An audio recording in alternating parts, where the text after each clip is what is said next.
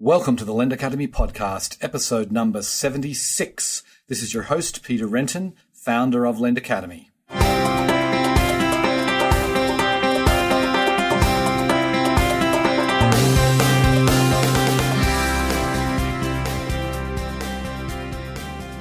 We have a very special guest on today's show. Scott Sanborn is the CEO of Lending Club, a position he has held since May of this year, although he has been with the company for many years. Now, before I get started, I want to just clear up a couple of things. I am an equity investor in Lending Club stock.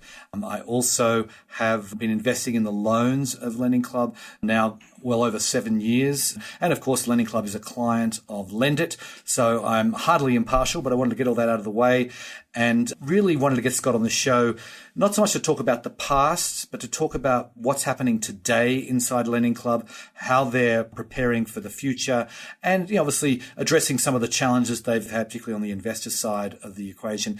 But we also talk a lot about securitization. We talk about their loan performance. We talk about the mix of investors, the retail investors. We talk about Goldman Sachs and what Scott thinks about them entering the space. So it's a fascinating interview, and I hope you enjoy the show. Welcome back to the podcast, Scott. Thank you, Peter. Great to be here. Okay, so not everyone knows a lot about you. So can you give us a little bit of background about yourself and your time before Lending Club as well as your time at Lending Club? Sure. So my background is actually, I started in consumer marketing, consumer behavior. I started in traditional advertising and then moved to online advertising and website development, and then expanded into broader operational roles, including I was the president of an e-commerce retailer, Red Envelope. And I was the chief revenue officer for another company in the Valley here called eHealth Insurance, which is sort of like an Expedia for health insurance. And I talked to Lending Club several times over several years. I was very fascinated by the model and was really inspired by the idea of using technology to solve a real problem. I felt like well executed, this could be an absolutely massive business opportunity that solved real problems, and we could build an incredible brand. So I thought I was excited about it from multiple fronts. And when I joined in 2010, I started as the chief marketing officer. We had only done a little over $100 million or so in loans, so we're over $20 billion today. Mm-hmm. And, my role here has grown. I moved into a chief operating officer role to really own the full customer experience, product, and as well as service, and then moved into a president role and obviously more recently into the CEO role. And I'm excited about all that we have accomplished. We've saved borrowers over $1.6 billion, and we've paid over $2 billion in interest to investors. But I continue to feel like we are just getting started. Mm-hmm. Sure. So then, obviously, it's millions of words have been written, it seems, about the incidents that happened in the Lending Club in the spring, and I'm not going to dwell on them at all in this interview. But I want to get a feeling from you, like what's the mood like inside Lending Club today? The mood is incredibly focused and very determined. I've been very proud and inspired of the energy of the team. I feel like we've accomplished really an incredible amount in a very short period of time. Stabilizing the investor base, bringing back, 16 of our top 20 investors. We executed our first securitization, or Jefferies executed a securitization using a shelf that we created in Q1. Launched the first 40 Act fund for marketplace lending with partners who developed that. So, and I guess also excited by the amount of talent that we've added to the team. Tom Casey, our new CFO, former WAMU, Patrick Dunn, our chief capital officer from BlackRock, Valerie Kay, who joined us from Morgan Stanley as head of institutional investors, and Raman Suri, who joined us from BlackRock to run our retail investing group. So I feel great, and I think the team here feels feels great and feels like we're making excellent progress. Okay, so you said you've won back 16 of your top 20 investors. So what's been the key to winning back those investors? Yeah, I mean, I think first and foremost, it's the asset. We've been in a low yield environment for 10 years, and this asset is very attractive in the returns that it's generating. So I think, that it starts there.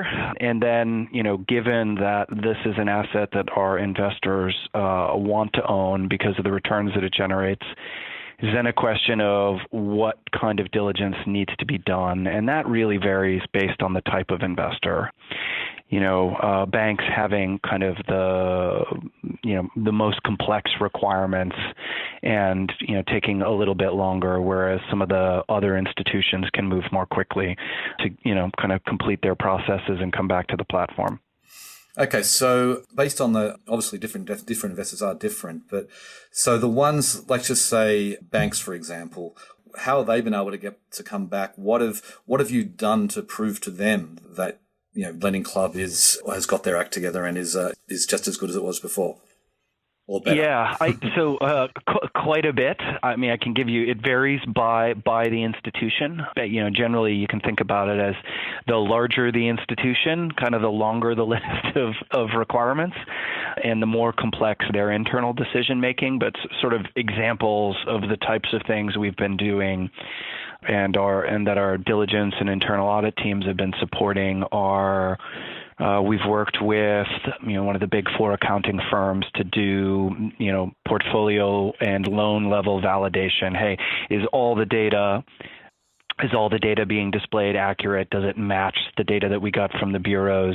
Are the calculations accurate? Are all the loans in the portfolio, do they meet that investor's particular criteria that they had specified? That would be an example of the kind of work that we're doing. Right. Okay. So in your last earnings call, you actually shared some slides that showed the breakdown of the investor base and it really had, and you broke it out sort of pre-May 9th and post-May 9th, and it had changed a lot. Is it getting back to more normal, to the way it was before? I mean, what is sort of the profile? Is it becoming, similar to what it was at the start of the year, or is it still pretty different? We're still in transition, but I would say we do expect to be back to a similar mix over, the coming period.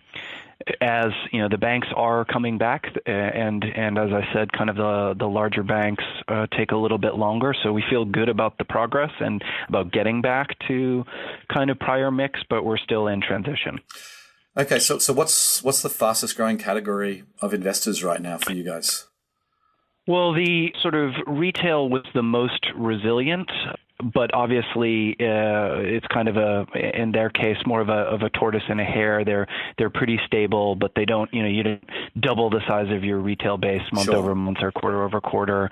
The fastest to move would be the managed accounts and some of the other institutions. So think about, some of the funds that the names of, like partners like Colchis or Eaglewood, are, have been responsive and fast to move. Mm-hmm. And, Jefferies has obviously has executed their securitization, and they are back purchasing again as another example.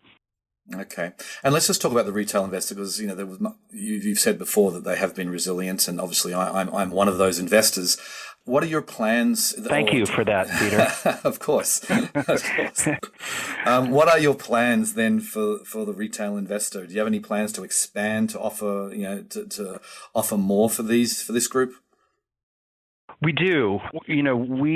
We've got over 135,000 retail investors and have been really proud of really having the largest retail base and it being such a core part of both the business and the brand. I think the first, the big move we've made is the addition of Raman, who I mentioned earlier from BlackRock.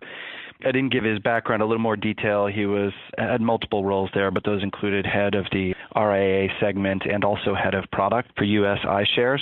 So we're excited about having him on the team as having the right experience to drive this channel further. And there's, first and foremost, growing the self-directed retail, which is kind of the program that you're familiar with. Mm-hmm. And expanding that, but also looking beyond. I mean, there are 45 million retail investors, so we've just scratched the surface. So looking at brokerage distribution strategies and registered investment advisors, and really developing the product and the process to reach individuals through those other kind of channels. Mm-hmm. Mm-hmm. Okay. So do you think? I mean, we obviously you guys announced the 40 Act fund, but that's not really a retail offering. It's an interval fund. It's not a open-ended mutual fund. Is that something that is on your radar, or is this something you're waiting for others to do? And where are you at with like an open-ended mutual fund? Is obviously the holy grail. It feels like in some ways to bring masses of retail investors into this asset class. Yeah, I mean, so we love the 40 Act fund. It is a form of kind of permanent capital, if you will, and it is a way of reaching new people and new individuals because as I think it's most retail investors don't have a way to access consumer credit. So any one of these products that kind of opens up a new way to speak is, I think, really accretive to our overall mix. I'm not going to speak too much specifically about the key products we're working on, but suffice to say it is going to be a significant area of focus for us over the coming 18 months. Okay, well, let's switch gears a little bit to talk about the the loan performance and credit quality. This is something that obviously every investor figures this is really the most important thing when it comes to their investor dollars. They want the loans to perform well. Can you give us some sort of color on how the loans have been performing? Yeah, I mean, we have we talked in Q1 and again in Q2. We've been very pleased with the performance of the highest credit quality loans and have seen those delivering very solid, steady returns. We have seen underperformance in what I would call the riskier portion of the prime segment, or that higher yield, more volatile portion of the prime segment. It's something we are monitoring closely. We've taken some pretty significant actions already in terms of both reducing approval rates to that customer base. We've cut about 9% of the population, generally those with higher indebtedness, and kind of shown a propensity to be accumulating debt. And we've also raised prices pretty significantly. So something we're monitoring absolutely. That is, at the end of the day, core to the overall business. And we've got, at this point, as you know, 8 years of history on a lot of loans. So we feel really good about our ability to kind of deeply understand the mechanics underneath and react quickly to any changes we're seeing. Right.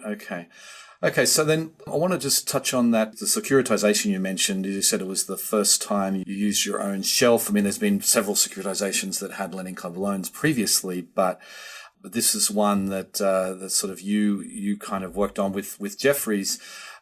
Can you just tell us a little bit about how that process went and how those loans and how that's all been performing? Yeah, so Lending Club historically has not made kind of direct use of capital markets. Some of our clients and partners have, so most of our buyers, as you know, are sort of buy and hold buyers. Some have used capital markets as a way to kind of recharge their leverage facilities. We see capital markets as an important part of the mix, as a way to reach new investors, as a very scalable source of capital, as a low-cost source of capital. And so we see it as an important part of the mix. What we wanted to do was really come up with a programmatic and standardized way of tapping those markets. Mm-hmm. So we developed two shelves, a prime shelf and a non-prime shelf, with standard reps and warranties so that we could kind of create a programmatic way to, where a buyer will, have to do diligence kind of just once and then know what to expect so that we can make this really repeatable. And we were interrupted in that plan in May, but we were pleased to be back on track with the Jeffrey securitization that was 3 times oversubscribed. So really a great first successful foray. So is it fair to say that this will become, a more important part of your mix going forward? Yes. Okay. Balanced. As you know, I think we're focused on really creating a very diverse array and diverse set of funding sources. So this will be one that we add to the mix, but won't be overly reliant on any one. We just want to come up with a kind of a mechanism to support it. Right. Okay, I want to talk about Washington D.C. and your activities there. I know we just had recently the first Marketplace Lending Summit was held. We now have a new executive director of the Marketplace Lending Association, so there is obviously movement there. And I know, I was aware that you were in Washington recently. Can you give us some color on what your discussions there have been like, and who you've been speaking to in Washington? Yeah, I feel so. I did. I was in Washington about 2 weeks ago and met with the full range of regulators as well as a lot of the consumer advocacy groups. And, I came away incredibly impressed. I have to say, what I saw was a government that is really engaged, that is incredibly well informed and really supportive of technology-enabled lending and seeing it as a way to add value to consumers as well as, potentially reduce systemic risk. And they are actively working on how to engage and provide the right level of guidelines and oversight. The OCC's Supporting Responsible Innovation Initiative is an example. I think the FDIC's recent guidance for banks on, how to think about partnerships and what the obligations are under those partnerships, I think are all examples of real proactive engagement that, I left feeling really, really excited about. So do you think they have a better understanding or they have a good understanding of the industry? Because I've often felt like many people in DC are just now discovering our industry. Do you feel in your conversations that you weren't starting from scratch? Absolutely not. Absolutely not. I felt like the people that I met with were very, very well informed and had a great handle on the issues, and what I was sensing was a desire to create some kind of boundaries around responsible innovation and figure out ways to foster and promote that. Sure. So I know you're probably not going to give me any color, but I want to ask the question anyway. How are the DOJ, the Department of Justice, SEC investigations? I mean, they started, I think, in May. We haven't heard a whisper since then. What's going on? Yeah, nothing, new to report. We are productively engaged and cooperating fully. This is something that will, play out over, I would expect many, many, many months or potentially even years. So I think it'll be a while before there's anything to talk about there. Right. Okay. I want to actually go back and just talk a little bit about the mix between the retail and the institutional investors and the different, not just those two groups, but sort of the different kinds of investors. And I know you have some, special programs, particularly in the subprime area, but just for your regular loans, and you've got many different constituencies now that are interested in investing in these loans. So how do you keep sort of the platform fair and between all the different kinds of investors? Yeah. So, the key thing is, we've got two different platforms. We've got a whole loan platform, which is really institutional. Anyone can access it, but clearly funding $15,000 loans in one fell swoop is really majority dominated, almost wholly dominated by the large institutions. And then we have the fractional platform, which is dominated by retail. And, loans are randomly allocated between those two platforms based on grade and term. And, we've got a function internally, what we call platform balance function, that looks at expected demand by grade and term and kind of sets those guidelines. So, hey, we'll put, 17% of A 36-month loans will be randomly allocated to the fractional, and the remainder would go to whole. So that's an entire function that sort of meets daily, looks at the data, looks at how quickly loans are being funded, and makes adjustments.